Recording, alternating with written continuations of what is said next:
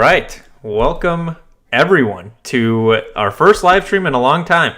As you guys can see, JP and Trav from the JP and Trav show are joining us today. Thank you guys for coming back and hanging out with us today. Oh, yes, sir. Yeah, absolutely. Appreciate you having us, man. Always a good time. Hey, it's a big day. I think everyone, including ourselves, are probably surprised and maybe not surprised by how many people joined the transfer portal. So we're definitely going to chat about that. We're going to talk about the guys that left OU to the transfer portal, people that OU could target in the transfer portal. There's already been a lot of activity, some crystal balls coming in for Oklahoma for some guys that are in the portal. And then recruiting, pretty much towards the end, it's going to be, since it's day one of transfer portal, we're going to focus on that, and then we'll take some questions as they come in. We'll try to trickle them into the conversation, but let's get started. Transfer portal. A lot of people entered. So let's just start there with the entries. Oklahoma lost. I think we're up to 10 in the transfer portal, if I remember correctly. It might be a little bit more. I think it's 14. 14? Yeah, in the double digits. And I know Parker, whenever they've talked about it in their live streams, Parker's always been in that 15 range. And it sounds like he's going to hit possibly right on the dot, because at this point, we're probably not going to see too many more people enter the transfer portal. Maybe we will get a few in the next few days, but a lot of the guys did it day one. Do you guys think that the guys that we lost are going to be detrimental for next season? I'm just going to put that question out there. Whoever wants to take it, go for it. No, I don't. I mean, BV pretty much said as much, honestly. I appreciate his transparency in his press conference, the little call that they did for the Cheez-It Bowl. I mean, most of those guys are people that really haven't contributed outside of Theo Weiss. And again, that was one that you probably expected. He's been here a while and, wants to try his luck somewhere else and be a featured receiver potentially. But, I mean, other than that, the guys we've lost so far are just guys who haven't panned out as of yet. And there are a couple young ones that you felt maybe they could have, but at the end of the day, they hadn't gotten on the field. With, again, what we'll talk about as far as who OU's looking at in the transfer portal, and obviously we'll bring in with this class, I don't think you sit there and cry about it. It just kind of is what it is, in my opinion. I totally agree. I think go ahead. No, you go ahead. You knock it out. Well, it's interesting because when you look at the combined stats of all 14 players that left, I believe I forget where I saw it, but it's like 7 total tackles, 1 tackle for loss, and the rest was just Theo Weiss's stats. So when you look at the young guys, even, you have to consider the path, right? So obviously the hottest button name that left the portal, because I do think that Theo got a lot of support from the fan base. Like when Theo announced, everybody was like, "Hey, you know what? You did right by us. You stuck with it. Go. You just need to change the scenery." And I think everybody was pretty positive. So I do think the hottest button issue obviously is Nick Evers, but there's really not that much of a path to the starting job for him, especially with DG coming back. So I understand that they had, their feelings about how the situation was handled. I hope nothing but the best for Nick Evers and his family. I hope he has a successful college career and gets drafted and this, that, and the other.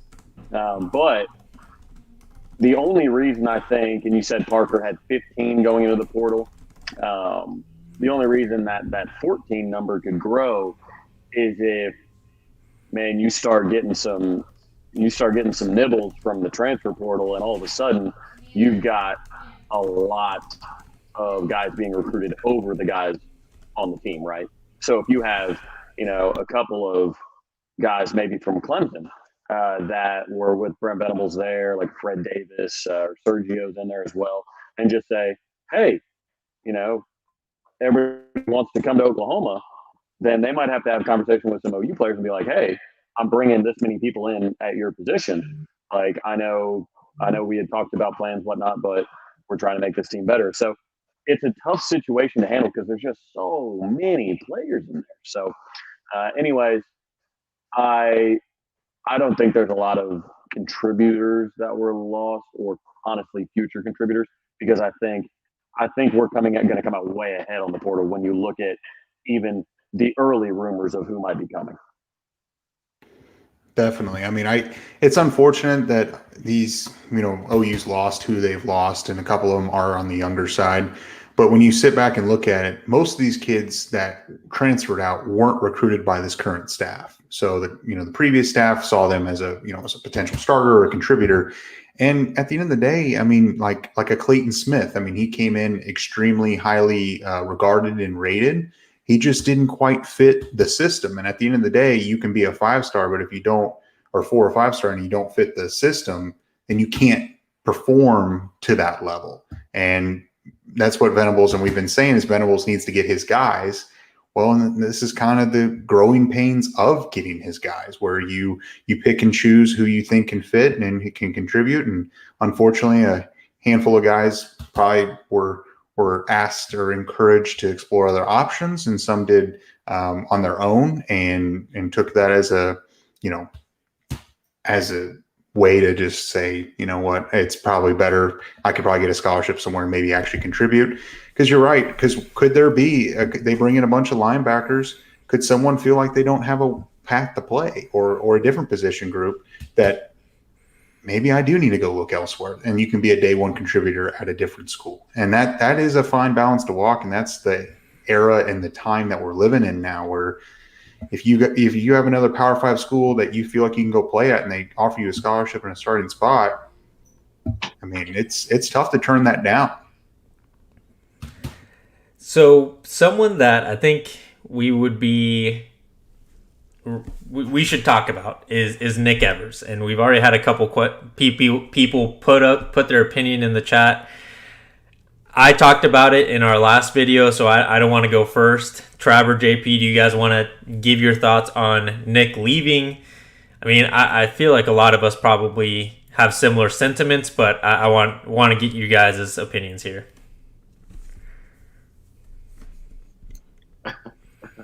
I'm laughing because Trav and I have probably talked about this. I don't know how many times already between the two of us. I actually texted him when I saw this first person say that Nick didn't get a fair shake. Look, I love the Evers family. I do. I think they're good people, and I know people that know them well, and have even gotten to talk to them in spaces. And I have nothing against them at all. But here's my issue with it. Especially as somebody who's an athletic director and knows what goes into coaching and different things like that. Like, I know everybody wants to have this narrative in their head that, like, man, like people can get buried on depth charges because people don't like them, and there's some truth to that. But the whole narrative that some people are gamers, and you guys see what they look like in a game before you say anything about them, even if they are not performing in practice, is crazy to me. I saw somebody say that the other day, like, well, sometimes you just got to put somebody in the game and see how they play. Like, even if they have been doing great in practice, you just got. Are you serious? Like, I'm like, have you been part of coaching? Like, do you think that these guys are getting paid millions of dollars? Truthfully, getting paid millions of dollars are literally saying, look, we have a talented quarterback that we just want to hold back, that we don't think is better than what we put out in the Red River Shootout, and we're just not going to give him a fair shake because he's been killing it on the scout team, and we just don't care. Like, that's basically what people are saying. That's what they're saying, that the coaches are just like, well, he's killing it, in practice, and he knows the playbook entirely, and we just don't care. We're not going to put him out there. We're not going to give him a fair shake. That's what people are saying, and I completely disagree. I think that that's crazy and asinine, and just because you really like somebody does not mean that you have to twist the truth for them. Yeah, and again, we've had a lot of conversations about this, but it's in order to believe some of the things that are being said, you have to subscribe to Jeff Levy and Brent Venables choosing to put their team at a disadvantage for some reason. We've heard hasn't gotten a fair shake, this, that, or the other. We've heard a lot of the same scuttlebutt, if you will, a lot of the same narrative, down to the exact same word. And what that tells me is all of these people are being told something by one specific person. Now, this one specific person could be biased, or they could not be biased. I get it. But the fact of the matter is that Brent Venables and Jeff Levy thought that Davis Bevel was the best option for us to win, gave us the best opportunity for us to win. And Nick Evers did not see the field, could not beat out Davis Bevel. You're also asking people to accept that Jeff Levy just for some reason didn't like Nick Evers, even though he recruited him, didn't like Nick Evers. So that's what's weird to me is like, how come he didn't get a fair shake? Why didn't he get a fair shake? It's in his best interest to give the talented kid the fair shake. So that's what kind of bugs me is there's been this, and I do think it's because everybody loves the family so much. I love the family, but I think it's because everybody loves the family so much that they really feel like just give Nick a shot. What could be worse? Trust me, if they thought Nick could win the game, he would have been in the game. I promise you. So I hope he is nothing but the best. I do think it's crazy to say, oh, Levy just didn't want to put Nick in because he's so good that it might have scared off Jackson Arnold. That things like that just don't make sense. Like, it does not make sense to say, let's not win games because I'm afraid that this other prospect that I could bust, who knows? Like, that this other prospect might be scared off because the quarterback that's on our roster as a true freshman is too good to come compete with. Well, if that's the case, bye-bye, Jackson Arnold. We got a guy that's so good he's scaring off the best quarterback in the country. And if that's the case, sweet, let's go. College football playoff, here we come. Get the best quarterback in the country. So I've got time for well wishes and thoughtful criticism. What I don't have time for is propaganda and conspiracy theories. And I think it could be both ways where on one side, also when it comes to quarterback play, in any position, his confidence is a big component of playing at a high level. If he got thrown to the wolves at the Texas game, and where, you know, maybe he is a better raw talent than Davis Bevel, if he got thrown to the wolves of the Texas game, his confidence could be shattered after that. I mean, it could have been bad. I mean, he could have thrown 2, 3, 4 interceptions and didn't know what he was, doing, and then he had that in the back of his mind the entire time, and that just, could have shook his memory. And that's what Levy and the staff might have been trying to protect him from, maintain his red shirt, and also, I mean, at the end of the day, the thought was to have him probably redshirt and keep maintaining a year of eligibility. And then on Nick Evers' side, he's probably thinking, well, I'm better than Bevel as a raw talent. I should have at least been given the opportunity. And in his mind, he probably thought, hey, maybe if I didn't get this opportunity, maybe I should look elsewhere. And that's just it. And I think it's probably one of those deals where it's a mutual agreement and probably beneficial for both parties at the end of the day, and wish him the best to find himself a home. And he was a top 10 quarterback coming out of high school, and he'll find a home at a Power 5 D1 college, and he'll probably start at some point. So I wish him the best. He probably just felt like, there's two sides of the story, and the truth's somewhere in the middle. Yeah. I mean, there are a lot of people in the comments saying he couldn't have been worse than Bevel. Why not? The coaches that are at practice with these guys all year, the other players, like, they determined that Bevel gave them the best option. So it is imaginable. It is within the realm of possibility that, yes, it could have been worse. Now, I'm a full believer that Evers should have got in at least halftime, because who knows? At that point, you just got to figure it out, right? It's like playing a draft pick. Like you have to find out whether this guy can play or not, so you can make roster decisions in the future. But for people to say, well, he couldn't have been worse than Bevel. He could have been, apparently. I mean, who knows? Maybe he was struggling with some snap issues. Maybe he dropped. Maybe who knows what happened. But it's just simply wild to say that, well, I know this, I know that, when you're not the one at practice. The coaches are. Yeah, I agree with pretty much everything you just said, Travis. And that's similar to what I said in our video from yesterday is, I mean, we don't know exactly what was happening at practice. Clearly, the coaches believe Bevel was the guy that could have won that game. But on what you just said, I have the similar mindset where, like, at some point you saw what was happening on the field during the OU Texas game. We had 0 points, and Braden Willis was the best quarterback. Just throw him out there at halftime, see what he can do. And also, these guys are more self-aware than probably most 18, 19-year-olds.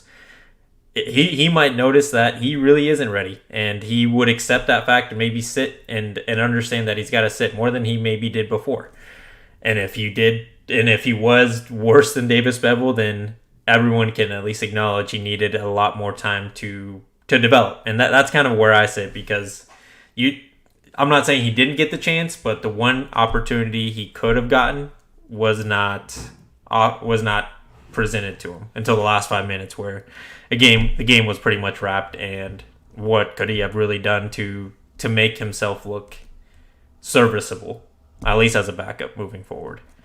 But I mean, yeah, the Nick Evers thing has been a hot topic for everyone. Either people think he sucked and really shouldn't have even been on the team, and others think that Jeff Lebby royally screwed him. So I'm sure it's going to be a conversation for a while. I had people all over the timeline saying we needed to pull Dylan Gabriel in a tie ball game at West Virginia in 30-degree weather when it's raining sideways on the road. We needed to pull him and put Evers in. The first real action he would have seen in his collegiate career would have been the worst conditioned game of the year that we play, just because people don't like Dylan. Like, what are we doing here? Like, that's my only question. Yeah, 100%. Probably would have been worse for him. It just has got, again, last thing I'll say about it. No matter what you want to believe, at the end of the day, I don't think Nick is a bad quarterback. I don't. I just think he's a true freshman, right? And he didn't get to have as much of a spring due to an injury as probably he would have liked, right? And then you go into summer, and there's a lot of things that happen. I mean, there's not a lot of things you can do, especially with an 18-year-old coming in, and Lebby's installing a brand new offense, not only to the players, but also to the coaches. So, there's just a lot of different factors that went into it. And if you want to say that you just don't trust the coaches, that's fine. You can believe that, and that they just hose the dude. That's fine. I mean, I guess that's where you landed. For me, that's the whole program is built off of what you do in practice. That's what they said. That's what they said at the beginning. And so for me, I'm gonna trust that. And if he wasn't doing enough in practice to be out on the field and wasn't better than Davis Bevel, then that's what I'm gonna assume happened. Not that they just said, well, you know what, he's doing better than Davis, but let's just put Davis in there anyway because he's a little older. I don't believe that. Agreed. All right, so let's move on to some good news for Oklahoma in the transfer portal.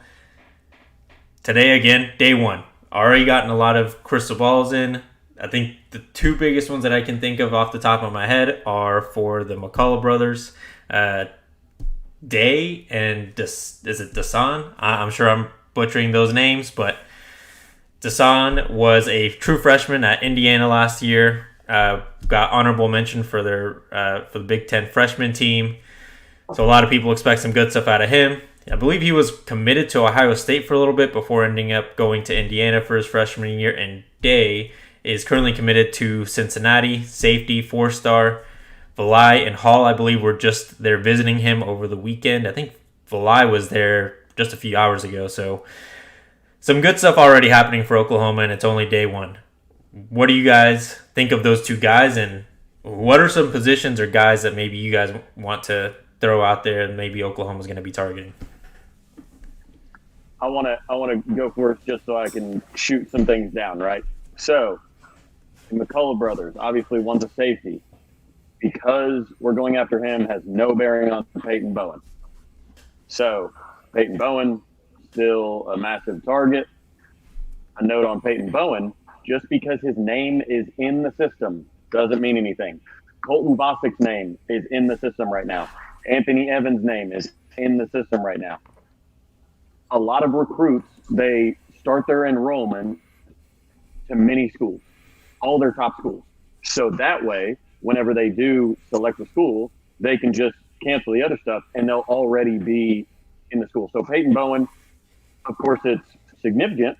We know he's considering us, that he's in the registration, but it doesn't mean that it's signed, sealed, and delivered. It doesn't mean there's a bow on it. He plans on being enrolled at 4 schools. So Oregon, A&M, Notre Dame, and OU enrolled, and then he can just pull everything down. So wanted to touch on that.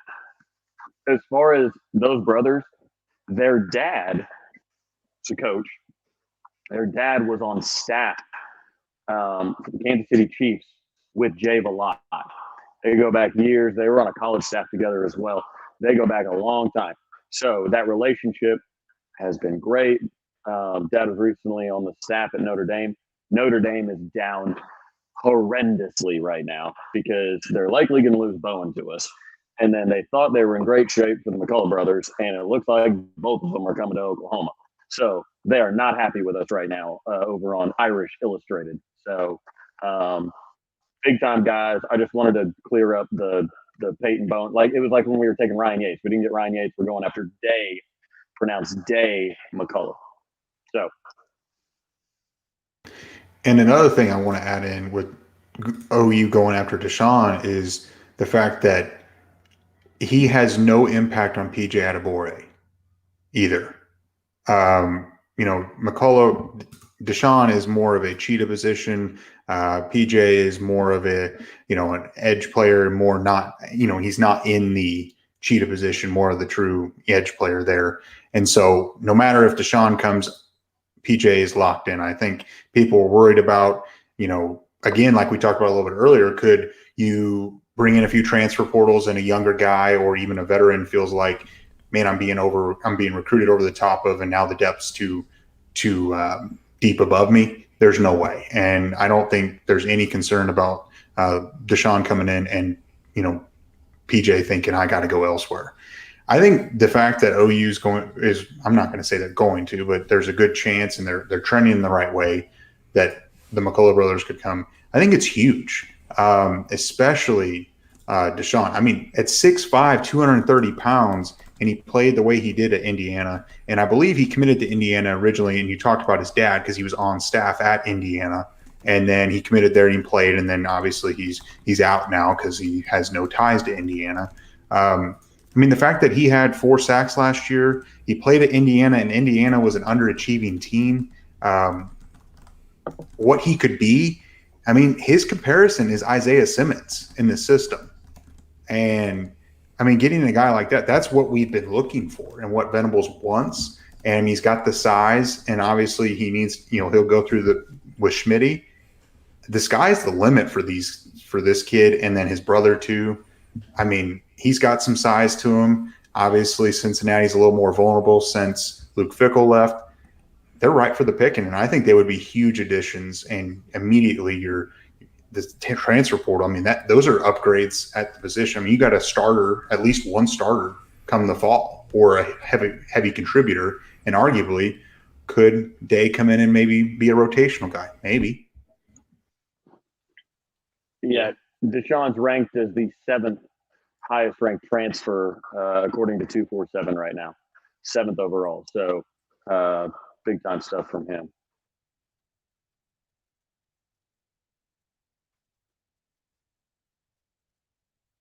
Hey, you're muted. Someone else I forgot to mention is former Sooner, and potentially future Sooner, Austin Stogner. In the transfer portal again from South Carolina. He made his way quickly over there once Lincoln Riley left last year. Looks like he's coming back to Norman to help get some experience in the tight end room.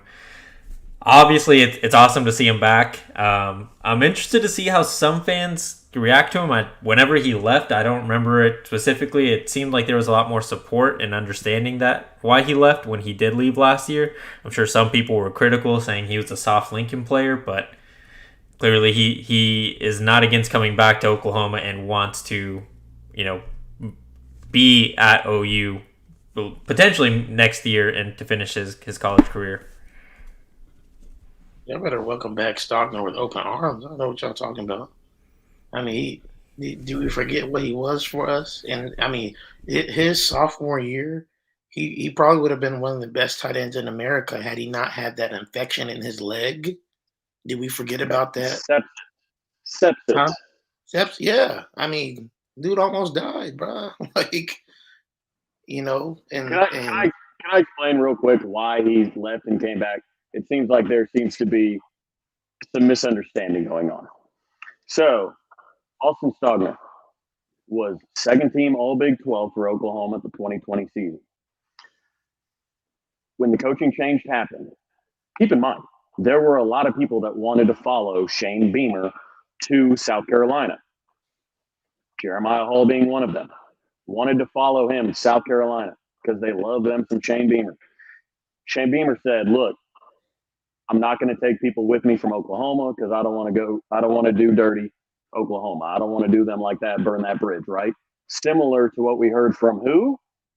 Brent Venables. So men of honor, right? The 1 year non-compete, basically.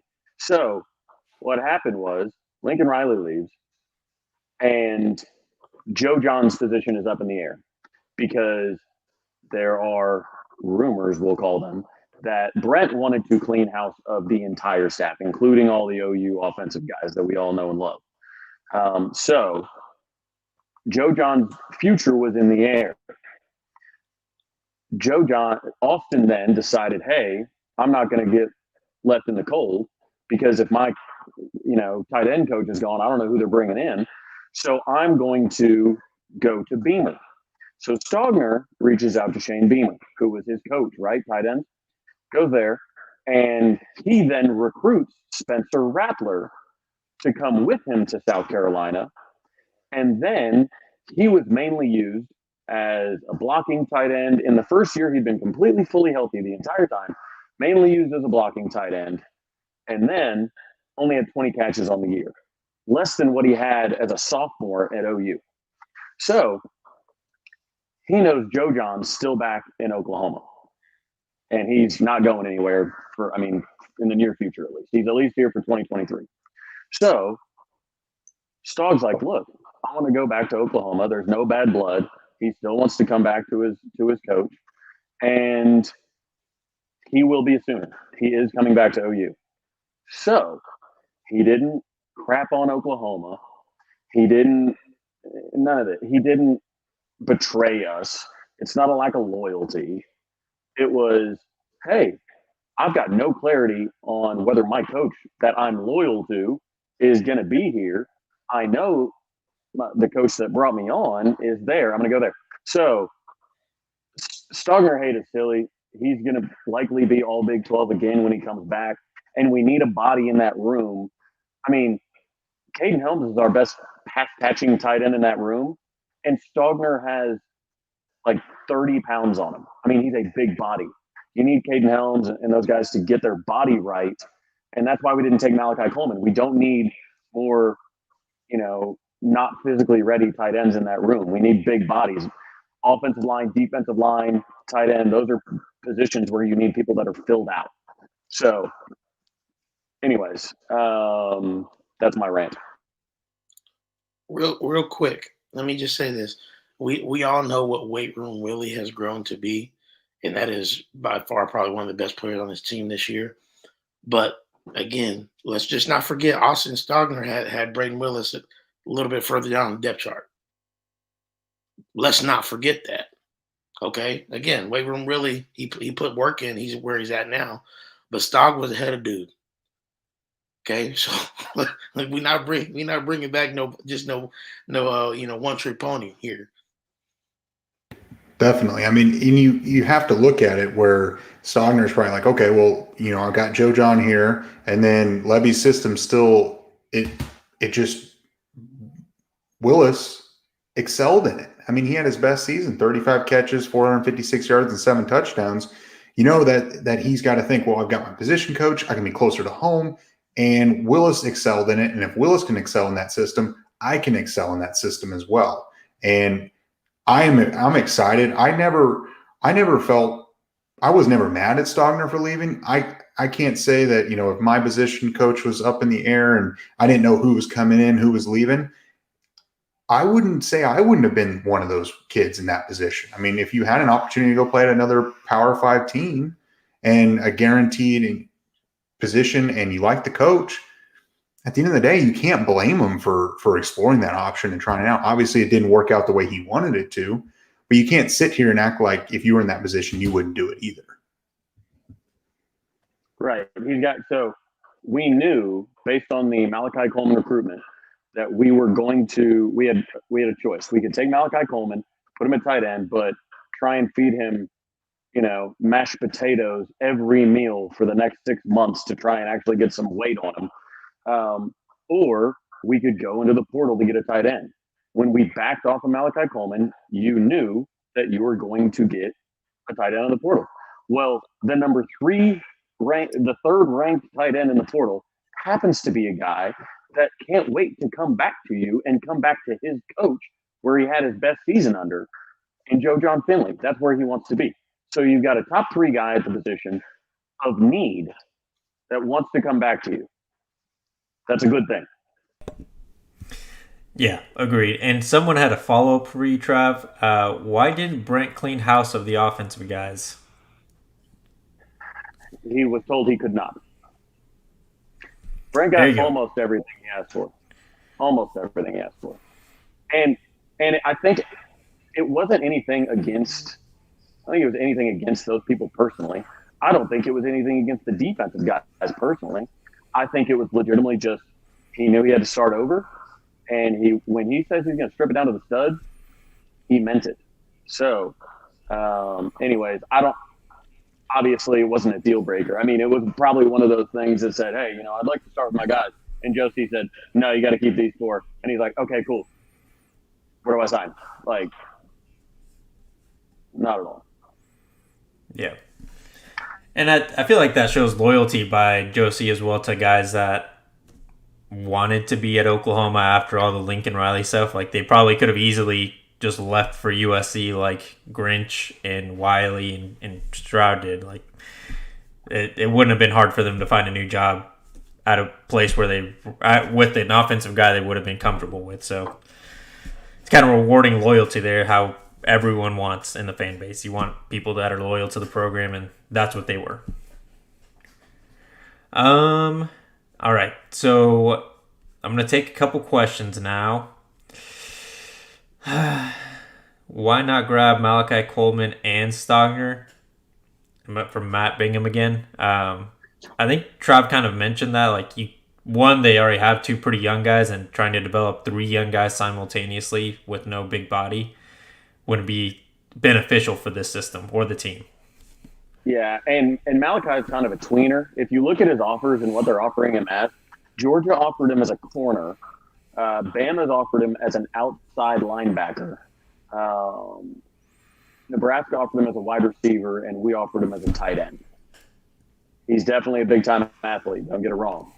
But there's going to have to be a ton of work put into him. And you're seeing today that you can go ahead and cherry pick a ready-made guy at a position of need when you need it. And you can use that scholarship to back up long-term depth elsewhere. You can take an extra linebacker, where we're really hurting and don't, maybe have a ton of young guys that they really see in line. You can take an extra safety, like certain numbers, like it's tight. So, but yes, Georgia offered as a corner, Alabama offered as outside linebacker, and then like he was wide receiver, tight end. The guy was positionless, and that's a good thing for him, but you're gonna have to specialize at some point. Basically, no one knows where he's going to play. I mean, at the end of the day, and if he's going to be a tight end, he's going to have to put on some weight. If he's going to be a receiver, he can, he stays at about where he's at. And he just, like you said, he's a tweener, and that's unfortunately, And I don't know exactly. I know he had some very unique NIL asks that kind of go into his like adoption background, but it's weird that everybody kind of pulled back, right? I mean, Miami canceled a visit for him. OU canceled his visit. Like, there was another that canceled it. Anyways, he had all these. USC canceled his visit. Like, it's interesting because I don't know why those visits were canceled. All I know is that they were. So there's got to be something there that is making multiple teams. I mean, keep in mind, this is a guy that committed to Nebraska when he had other offers that were really good, obviously with Mickey Joseph being arrested. I don't know where he's going to end up, to be honest. I know Miami's looking at him again, but Miami canceled on him in the first place. It reminds me a lot of, and I hate to say this, but it reminds me a lot of the Chris McClellan, recruitment. Chris McClellan, late in the cycle, it was like, okay, who wants him? Like a couple schools had kind of pulled out a little bit. Ohio State pulled out, OU pulled out, and then ended up at Florida. And he's seen some time this year, and I hope he does really, really well. I always root that for the 918 kids, but it kind of reminds me of that situation. We'll never know the full story. Yeah, and I mean, I did see on his Twitter that it seems like Louisville's recruiting him, so that might be a potential home for him. That could be on the horizon for him, but I do agree. It does seem weird. I don't know the ins and outs of his recruitment. I like the nitty gritty details, but it does seem weird when every school, or not every, but a lot of schools start recognizing something and then don't offer or don't accept an official visit. I mean, it seemed like Oklahoma had him basically in their hands. If they wanted his commitment, they could have had it. And obviously there's more to the story that we just don't know. And it made them second guess for one reason or another. Could Oklahoma regret that down the road? Maybe, or maybe they won't. You just never know with some of these guys. It's kind of the name of the game with recruiting. You never know. It's like drafting in the NFL. You're taking a shot on guys, and maybe it's not as big of a shot in college, but still a gamble that you got to take. Another question here, and I'm not really sure how much update there is on this because it doesn't seem like there's any urgency especially with the targets, but are there any updates in wide receiver coaching front? And someone threw out Drake Stoops for wide receiver coach. Not that I've seen. I mean, we had Parker Thune on last week, and he mentioned it, like they're going after samples, and so are other schools, and people are going hard after him. It'll just depend on, how quickly can they get him back to college, because recruiting is a big part of college, but the NFL season ends in early January, and especially for the Rams, doesn't seem like they might make it to the playoffs. Depends on where they end up, and then then they got to go figure out what the next move is, because Sample seems to be target number one. Let's see. A lot of recruits and players are pushing for Washington, at least to be kept on staff. So that would be a situation where if we do bring in Samples, which is what if I had a vote, I would vote for Samples. Guy's a monster, but he's not. He's only like a 2 or 3 year rental. This isn't a situation where that guy's got an upward mobility that like honestly I haven't seen since Lincoln, to be honest. I mean, he's 27. He's already coached at Texas, SMU, and in the NFL. And now he's going to have his pick of Texas, Texas A&M, or OU as another position coach, with some caveat, like wide receiver coach and passing game coordinator, or like associate, like some other bump in pay that comes with another line on the resume. But I've seen like Ryan Broyles, I've seen like Kenny Stills, all this. Just because Malcolm Kelly is a candidate doesn't mean it's just because he played wide receiver at OU. It's because he's a really good wide receivers coach. He's going to the playoff, and he's got a first round pick in his room. So I think Samples is about the best option you can get, and they have flirted a lot in the past. He was, I know they had kind of flirted back and forth a few years ago before we hired Joe John. He really can coach a lot of different positions on the offense. But anyways, he's really good recruiter, and you hope they keep Washington on staff, and then maybe he trains up Washington. Washington sits behind him for 2-3 years, and then he takes over the role after that. So we'll see. It does seem like that a lot of the players do want Washington on staff, and I mean he seems to be a favorite of them, and I wouldn't blame him. I mean, he's been there with them for a while, and I mean, at the end of the day, you want some consistency and stability. So I don't blame them for liking Washington. He seems to be a likable guy as well with that. So I mean, we'll be figuring out who's going to be the coach long term. I mean, maybe after the first of the year or something like that. We might know in January, or maybe it'll be before. I'm not sure. But, man, we're over 500. Everyone should hit the subscribe button, like the video on here. Shameless plug. We haven't been on here for a while. Got to do it every so often. Definitely. So next question, and this will kind of pivot us into recruiting. What true freshman do we think could contribute next season? I mean, do you want to start, Trav? And we'll go in a circle here. Peyton Bowen. No, I do think PJ Adebare probably is your leader in the clubhouse when it comes to first-year contributors.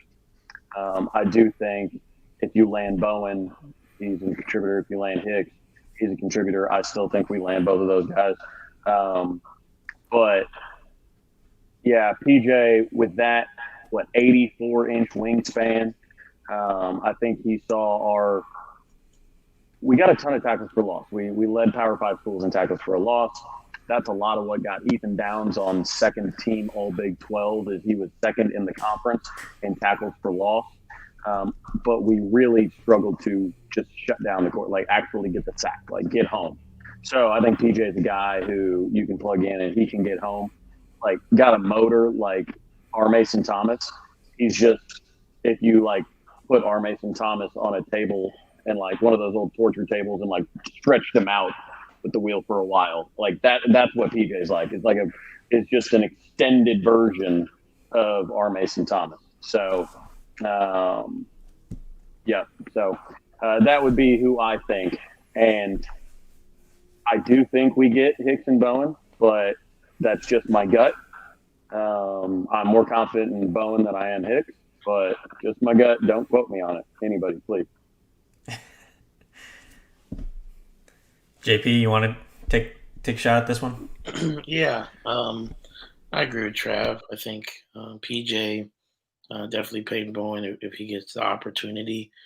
I think Jaquez Petaway is potentially one too, especially when you look at our wide receiver room taking a little bit of a hit with Weiss, and we'll see what Mims does. Again, a lot of people probably expect him to go to the league. But, yeah, obviously Jaden Gibson, Nick Anderson's still there. Hopefully Nick Anderson's healthy, but if not, Jaquez may be called upon. He has that type of speed, game-breaking speed that he was recruited for, right? So I think we could see him get maybe some early touches on the offensive side of the ball. But other than that, I mean, worst case scenario, right? Jackson Arnold steps in there if Dylan gets hurt, but I don't anticipate, hopefully, prayerfully, that don't happen. because Jackson Arnold will be the second string quarterback. For those of you in the chat that want to try to be funny and say that Davis Bevel was, the second best guy, because we was just being honest. Yeah, I'm gonna call you out. I think the contributor I could see having a path to play is Caden Green. He's already 6'5", 315. OU's losing both tackles to the NFL. The depth behind them is younger. Obviously, you have Guyton still there, Savion Byrd, Sexton, and Taylor, and those guys. But Caden Green already has the body, the frame to come in and play at a high level. Granted, making the jump from high school football to Division I Oklahoma style competition. It's a tough transition. He might not start day one, but if the other tackles struggle at some point early in the season, he might get some snaps there and get a chance to compete and play. I'm not 100% sure, but that's who I think could make the initial jump. I do agree with PJ Adebore. He's one of those guys that he's just naturally gifted, and he can play all over the place on the defense too. I'm going to go with a linebacker in Samuel Masigo. The linebacker depth is still pretty thin, and it seems like Venables was not content with that. Clearly, he's trying to recruit to make sure that isn't an issue moving forward. I don't think he'll start because you have guys like Danny Stutzman, Jaron Canick, Kip Lewis, Kobe McKenzie that are already here and more ready to play. But could he be on the 2 deep? I think that is definitely more likely than the younger guys from this year, because he is a little bigger than a Kip Lewis, if I recall correctly already. So that's going to be my pick for this question, but definitely could see pretty much any of the offensive line guys because of the losses that are taking place at those positions. But I'm going to go with the linebacker just because of the depth situation that we've seen this year. But we've been spoiled. Let's talk. We've been spoiled with Chris Murray for years. Like, I know that he has his limitations. Mainly, he has pretty short arms for a guard. But man, the attitude that guy took, man, that guy would take it personally, man. Like, he had the nasty level that Bill Defoe looked for, in an offensive lineman. So, losing him will hurt, but it's going to open up that guard spot that we kind of had on lock for a little while, right? Because you assume Guyton's going to play. You'd like Savion really to take over a tackle spot. He's kind of projects as probably your best offensive lineman once he kind of gets his head just right where it needs to be. But yeah, I think Caden Green's a great answer because there's going to be some opportunity there. And I will add, at that interior offensive line spot, a transfer portal target I would say that OU should have on the radar, and I believe they do, is Keyshawn Blackstock from Coffeyville Community College up in Covington, Georgia is where he's at, but Coffeyville Community College.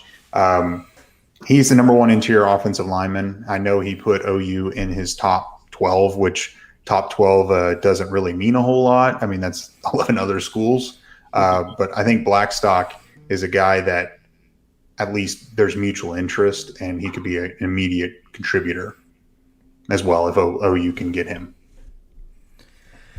So I don't have the question in my site here, but someone else asked what our predictions are in total commits for this class.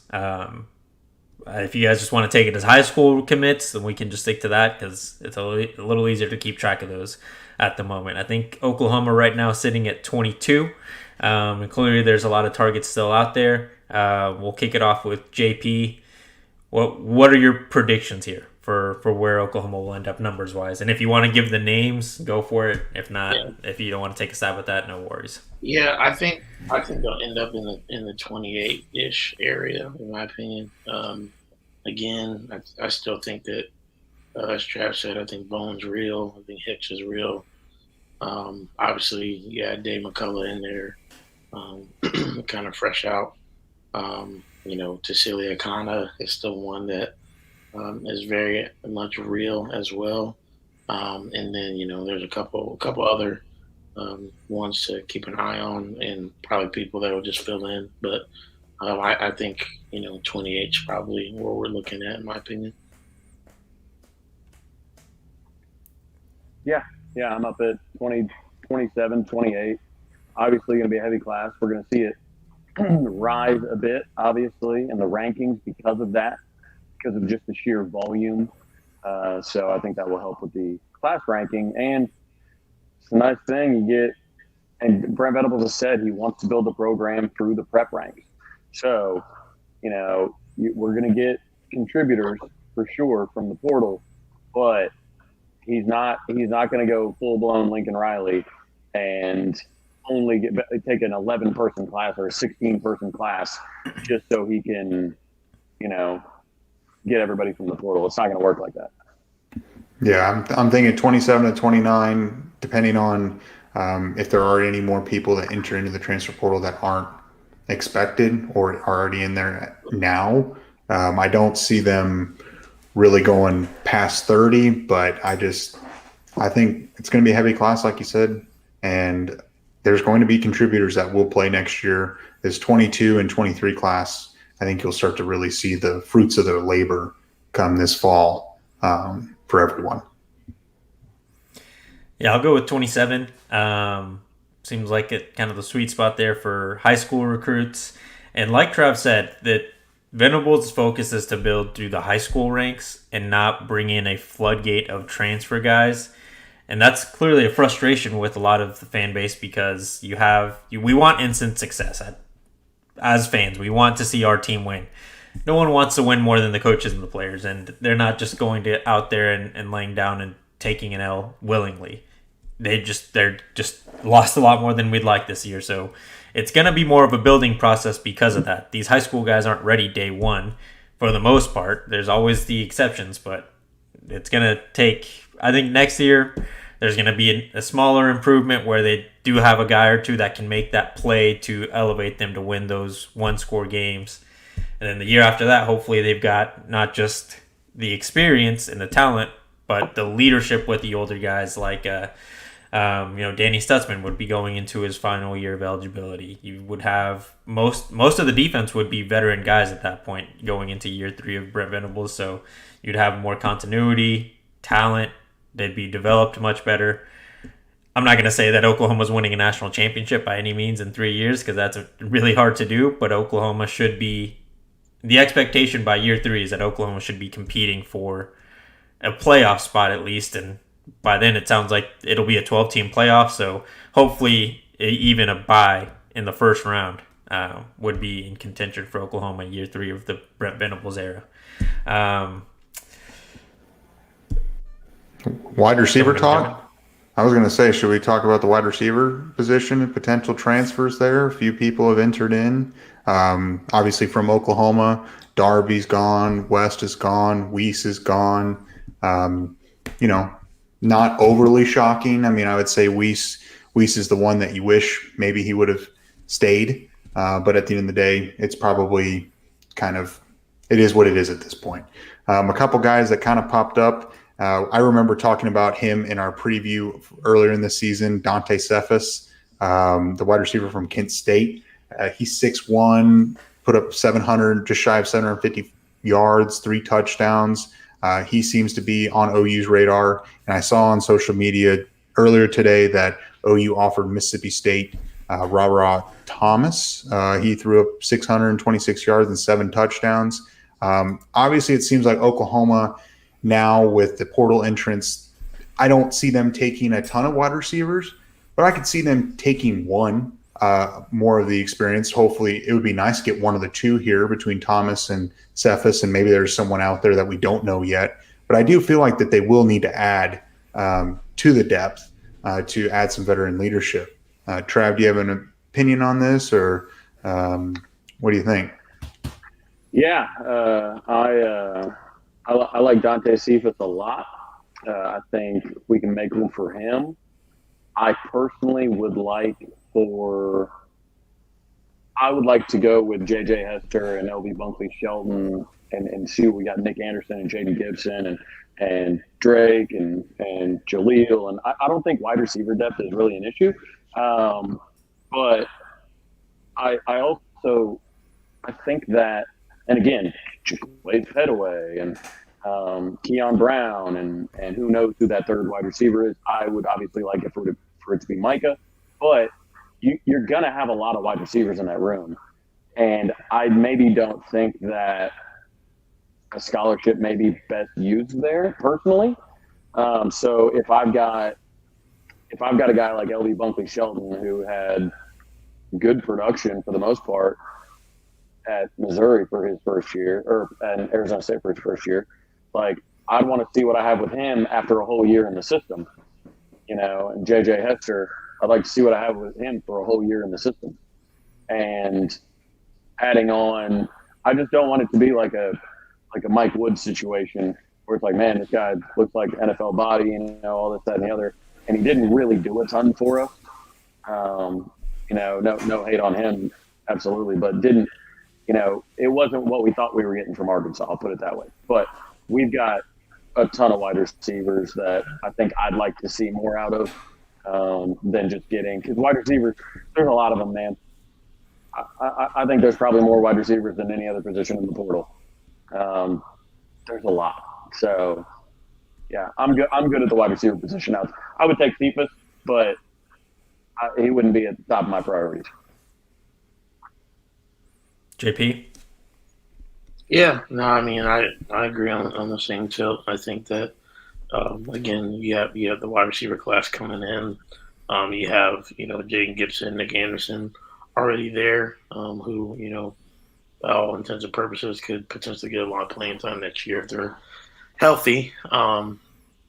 And yeah, I mean, we'll just have to see who fits, right? Obviously, they've offered a couple, so it's not as if they're not going after some guys. Now, whether that's in terms of, is it a depth piece? Is it piece? Is it somebody that they're looking to come in and contribute right away? Maybe like with a guy like Ra. I don't know. We'll see. But yeah, I don't think it's going to be like we're fiending for wide receivers at the end of the day. I know that OU's always had good wide receivers, and whether we have LaDainian coaching them or Rashad, or I don't think Malcolm Kelly's happening. Just put it that way. But whoever, I think will be okay. And I'm excited to see what we're going to get from that group next year. All right, last topic before we end the stream. Thank you guys all for joining. Over 500. Honestly, didn't think it would be that big. You guys are awesome for making it explode. Make sure you're liking and subscribing, all that jazz. Leave a comment, throw any questions up. We'll try to get to them. But last topic here.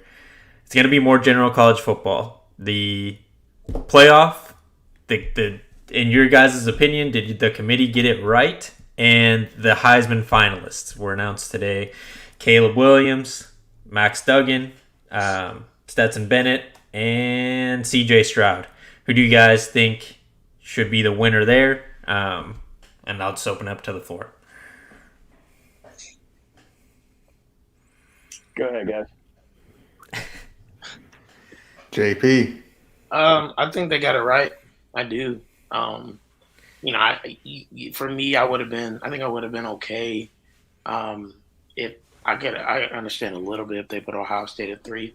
But I think they got it exactly right putting TCU at 3 because TCU had that extra data point and they made, their conference championship game when it's, theoretically harder in the Big 12 to make it. You got to be one of the top 2 teams, not just top of your division necessarily. Now I know obviously Ohio State, they had to, figure it out with Michigan, but regardless, I have a couple Bama friends that were like, Bama's about to sneak in the back door. And I told them, I'm like, no, they're not. And if the committee is serious, they won't do that because y'all lost twice. It don't matter if you feel like we're one of the best 4 teams. You can't tell me one of the best 4 teams. Okay, even if you have all that talent and you think that you look like the best team, you still lost twice. That's on you. Okay? Like you have 2 undefeated teams and 2 one-loss teams. Like, they're not going to put you guys ahead of them. I don't care what you say. And I'm glad that the committee proved me right and they did the right thing. I also, with the Heisman pick, and I know, there's some bad blood here, but I do think Caleb Williams is going to win it. I don't think there's been a better player in the country or one more valuable to his team than Caleb Williams. I mean, you saw it in the Pac-12 championship game after he got hurt and was, as he clearly was, and was clearly limited. That limited what USC could do offensively, and like they've done all year, their defense gave up a lot of points and was very soft, as we've seen as well in years past when that defensive coordinator was here. So, I think there's a lot of games that would have lost if Caleb was not in there. I don't care about the random USC fan I was arguing with the other day that told me their backup quarterback. What's his name? Is it Matt? Miller or something. Miller Hoss, something like that. Miller Moss, something like that. He was like, he's a good quarterback. We probably would have still been like, 10-2. And I was like, okay, all right, like y'all almost lost to Arizona, dog. Like, you know what I mean? Like Caleb pulled that out of his hat. And so, I truly think there's been no, more important player to his team than Caleb Williams this year. And I think that's what the Heisman's about. Now, I also said, I hope Max Duggan gets second. I think that kid has had potentially the highest or most surprising season out of a quarterback since Joe Burrow, in my opinion. And not that he had as good of a season as Joe Burrow, but remember, nobody thought Joe Burrow was going to have the season he had because he had been pedestrian up to that point. And Max Duggan had been even more pedestrian. I mean, we saw him for 3 years at TCU. We thought we knew what we had. He didn't even win the job out of camp. Chandler Morris won the job. He got hurt. Chandler Morris won the job. And then here comes Max Duggan after Chandler Morris gets hurt. And he has a Heisman season, and leads TCU to an undefeated regular season and to the playoff. Like, that's an amazing story. And so I hope he gets second personally. But I do think Caleb is going to win. I think that's definitely fair. Max Duggan is probably the best story, one of the best stories in college football, I'd say. Just like we talked about earlier, what you just said. Caleb Williams is going to win the Heisman, and I will argue when you take your bias away, I'm a Patriots fan. I would love the Patriots go 0-17 next year and draft Caleb Williams. I think he's that good of a player and a generational talent that it would be worth tanking for, and a lot of NFL teams will, because they would take him number one right now if they could, I think, in my opinion. So I think Caleb Williams wins it comfortably. I'd like to see Max Duggan at 2. I do think the committee got it right. I don't think there was much of an argument for Alabama to be there. I mean, at the end of the day, you're looking at the whole you're looking at the season as a whole. Do I think, that TCU is going to beat Michigan? They might not, but they're going to give them a game, and it's going to be close. And honestly, I said it on our last video. I said, I think TCU losing is actually somewhat of a blessing in disguise for them to be a little more laser focused and be more motivated. And I think they're going to play Michigan tough, and they might beat Michigan. I feel better about them playing against Michigan than I do Georgia and Atlanta.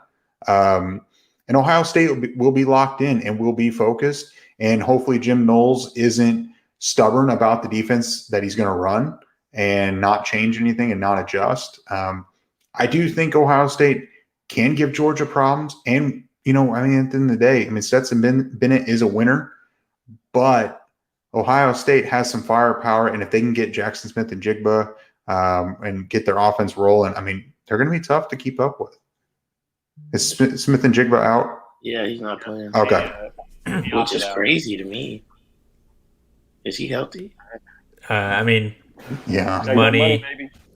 And I don't think that's But it's a playoff game. Yeah, but he's barely been there. He's barely been there all year. Yeah, because Marvin Harrison Jr. said, I'm better than you. Exactly. I think that's probably why. He's not going to be wide receiver 1 anymore. Yeah, he'll go get drafted in the top 15 or whatever. He'll be all right. I think they got it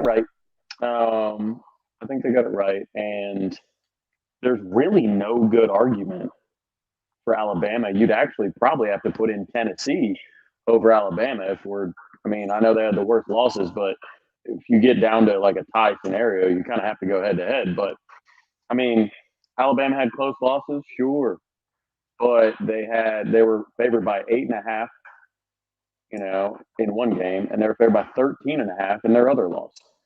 And then they were favored big over A&M, and it came down to having to stop the last play. And they were favored big over Texas, and it came down to making a field goal on the last play. So, I mean, Nick Saban can sit up there and say, hey, who would be favored? It doesn't matter. You have to play the games. Otherwise, Saban would be the number one ranked team in the playoffs every single year because he's never not favored. Like, he's gone full years without, like, year-long, multi-year stretches with being the favorite. So, I mean, basically Alabama's argument was, but we're Bama. And everybody was like, well, I mean, that's not good enough.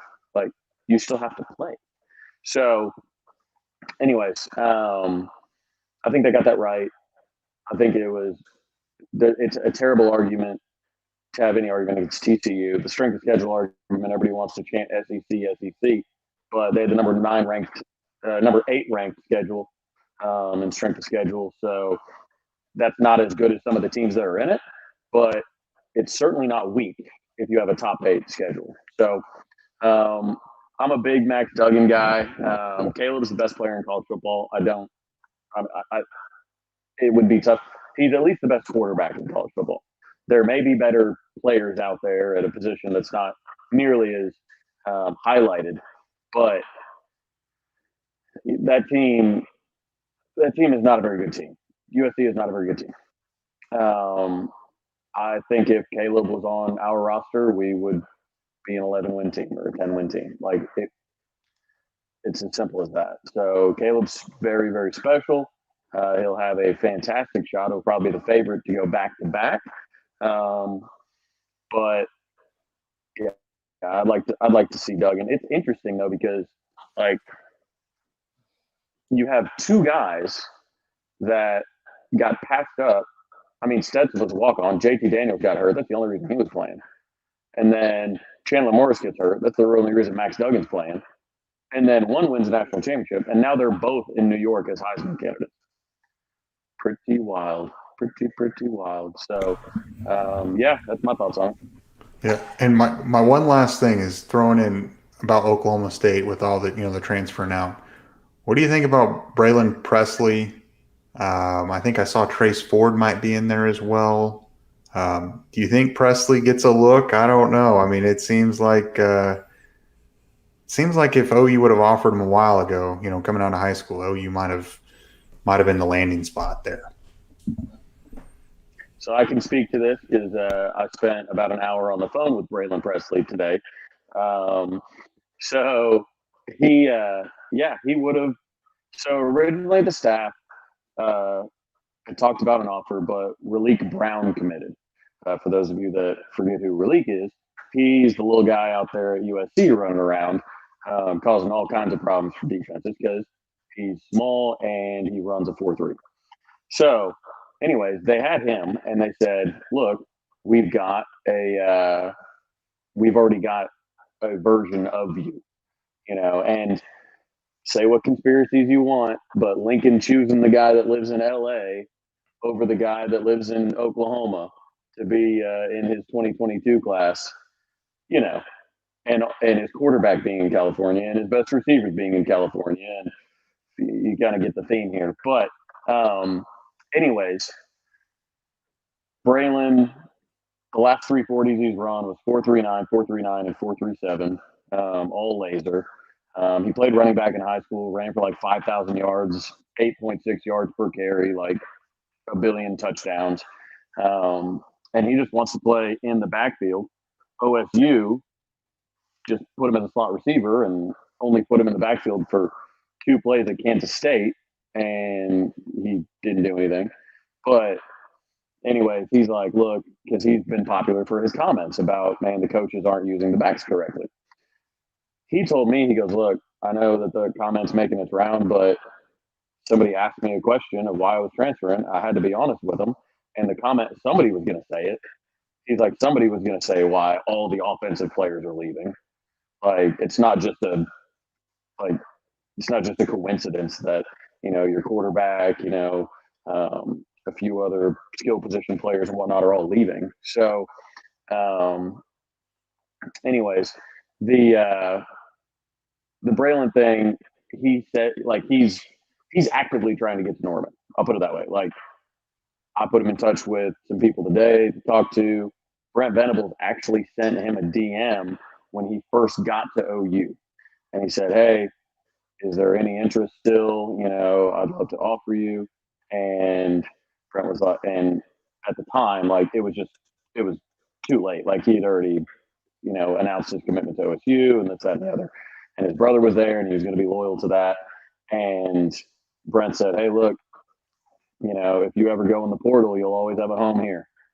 So if that remains true, then Braylon should still have a home here. So I'd like to see him. Braylon wants to play in the backfield. So currently he is talking to Utah and TCU, but he wants to be at OU. He wants to be in the backfield. It's a pretty good time to try and get in. It's kind of a transition year with Eric Gray leaving. You don't know what Marcus Major's doing. You've got Emeka Megwa. You've got Kawi Walker. Gavin has a great future, but hasn't seen the field yet. Like, really, Javante Barnes is the only one that has a guaranteed spot. And, like, with Presley, like, he's 5'8", like, almost 170. Like, that's, for a running back, OU's been getting gashed for 2 decades by dudes like that. And I feel like in today's spread-out game, like, gone are the days where you need 6'2", 230-pound running backs. You can use the small guys. They can outrun the people. You can't hit what you can't catch, and you can't catch what you can't see. Sproles and Deuce Vaughn. Yeah, man. All kinds of little guys running around out there, bro. I like how I'm sure people are probably going to come after you again for the Marcus Major take, even though I agree 100%. People still want him to be Adrian Peterson, DeMarco Murray, whatever great all-time Oklahoma running back. That's what they imagine him to be. I was validated. This season was my validation. So I need to go back and look that up to replay it. They never gave him a chance. Never gave him a chance. Didn't have a fair shake. They hated him over there. It's those coaches that don't play their best players for some reason. Yeah. Crazy. Well, I think we'll wrap it up there. Thank you guys again for joining. It was awesome. I had a great time. I hope you guys had a great time too. I hope everyone that was watching enjoyed the stream. Make sure you like, comment, subscribe to the channel. Check out JP and Trav. They actually have their Twitter handles right there on their little screens. And then go to JP's YouTube channel. I'll link it in the description. They have their stream every Wednesday. Can you guys remind me what time it is? Is it 8 o'clock or 9 o'clock? It's 9:30. It was 9:30. 9, but our friends over at 247, Brandon, Trav, and Parker, started to do their show on Wednesday night because of the coach's show being moved. So, we've shared this space as of late. Yeah. Sharing is caring. Anything else you guys want to? I'm on KREF tomorrow. If I did, Teddy's in Vegas celebrating celebrating Roy Williams Hall of Fame ceremony, which is hilarious that Roy Williams is in Vegas getting his College Football Hall of Fame presented to him while Chris Sims tries to take shots at him on Twitter. Hilarious. But with that, I'm covering for Teddy, so I'll be on KREF from 3 to 6 tomorrow. Actually, probably 2:30 to 6. So tune in. It's going to be a lot of fun. There's probably going to be 1,000 more kids in the portal between now and then. So, Thanks. Yeah, there was over 1,000 today. It's probably not going to slow down for the next couple of days. We will keep you guys updated on our Twitter, so go follow that as well. Again, thank you guys for watching. We will see you next time.